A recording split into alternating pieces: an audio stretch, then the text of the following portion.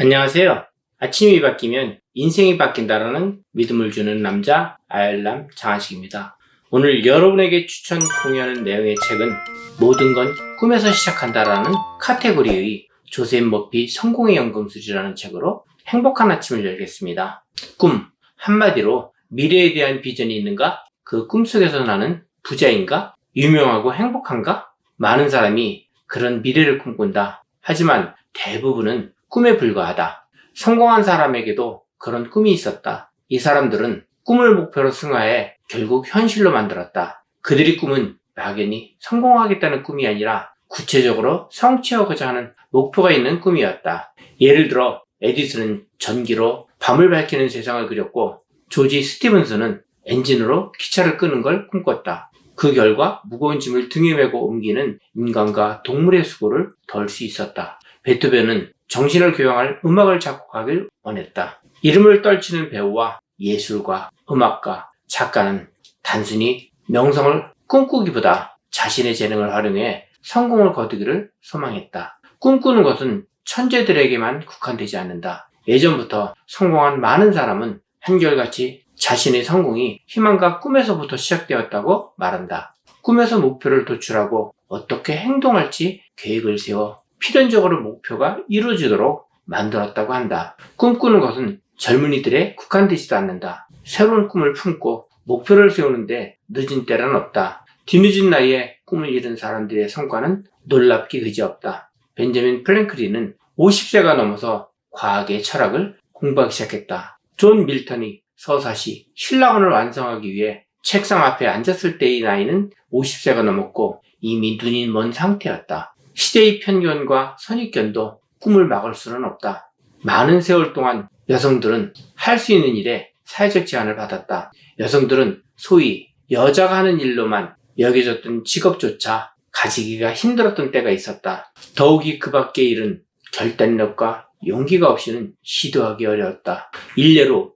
프리스턴대 교수이자 영지주의와 초기 기독교 주제로 베스트셀러를 저술한 일레인 페겔스가 있다. 그녀는 여성들이 제대로 된 직업을 가지는 걸 부정적으로 교육하던 시대에 태어났다. 하지만 자신이 좋아하는 일을 자유롭게 할 수 있고 그 일을 하면서 생계를 유지할 수 있다는 걸 알게 되었다. 그러자 꿈은 목표로 변했다. 오늘날 대부분의 분야에서 성별의 장벽이 사라지는 중이다. 예를 들어 미국 법학대학원과 의학 전문대학원 학생의 절반 이상이 여자다. 1990년대와 2000년대 초 많은 미국 기업은 인건비가 매우 낮은 국가에 공장을 세우기 시작했고 이로 인해 수천 명의 사람이 일자리를 잃었다. 은퇴한 사람들도 구직을 포기한 사람들도 있었다. 어떤 사람은 연금을 받아 생활했고 또 어떤 사람들은 수년을 낙담하며 보냈다. 그러나 대다수는 자신의 내적 자원을 끌어모아 다른 분야의 직업 훈련을 받았다.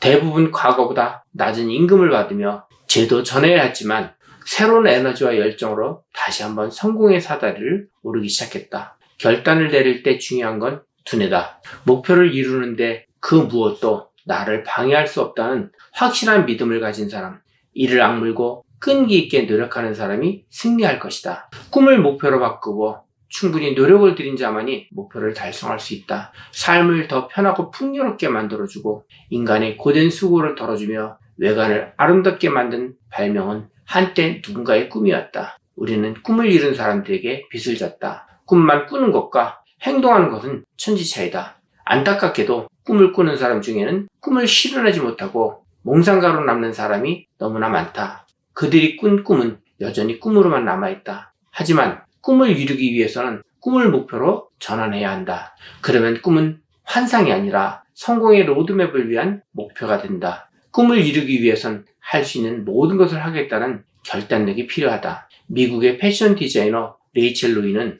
꿈을 목표로 바꾸어 성공한 여성 중 한 명이다. 레이첼은 어린 시절 영화를 보고 패션을 향한 사랑을 키워나갔다. 영화 속에서 여성들이 입은 옷이 자신감과 성공의 기운을 불어넣어주는 것 같았다. 그녀는 세련된 옷으로 자신뿐만 아니라 다른 여성에게도 긍정적 태도와 자신감을 심어줄 수 있으리라 생각했다. 레이첼의 가족은 1년에 한 번 신학기를 준비하기 위해 쇼핑을 하러 갔다. 하지만 동네 가게에서 살 수 있는 옷은 스타일이 한정되어 있어 만족스럽지 않았다. 기회가 된다면 자신이 근사하고 모양새가 좋은 옷을 만들 수 있을 거라고 확신했다. 어머니는 레이첼에게 바이어가 되면 그런 일을 할 수 있다고 말했다. 레이첼은 꿈의 이름을 붙였다. 바이어 꿈이 목표로 변한 순간이었다. 레이첼은 마음속으로 말했다. 그래, 패션 바이어가 되자. 레이첼이 졸업하고 처음으로 한 일은 상점 점원이었다. 그 후 그녀가 상점 매니저로 승진하여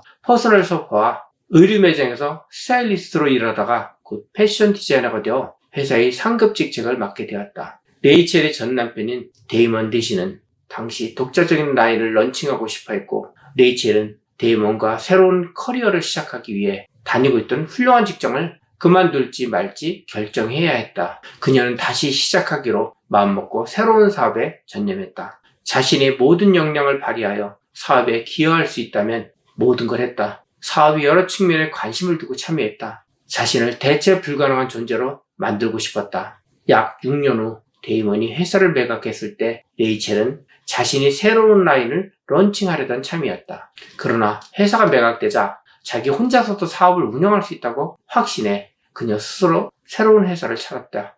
그녀의 디자인은 업계에서 호평을 받았으며 오늘날 레이첼 로이는 패션 업계에서 가장 뛰어난 디자이너로 손꼽힌다. 소망하는 자와 행동하는 자는 천지 차이다. 레이첼 로이는 꿈을 꾸며 소원이 이루어지기를 바라는 사람, 그 이상이었다. 그녀는 꿈을 목표로 바꾸고 그 목표를 이루기 위해 열심히 일했다. 조셉 머피 성공의 연금술 중에서 꿈을 꾸는 자가 꿈을 이룬다라는 말이 현실이 되었습니다. 사람들은 미래의 꿈을 꾸지 않고 현실 속에서 열심히 살아가고 있다고 다람쥐 쳇바퀴 돌리듯 사는 사람들도 있습니다. 바쁘게 산다고 꿈을 이루는 것이 아니듯 여러분의 삶은 레이첼 로이처럼 이상의 꿈을 이루어지는 계기가 되었으면 좋겠습니다. 감사합니다.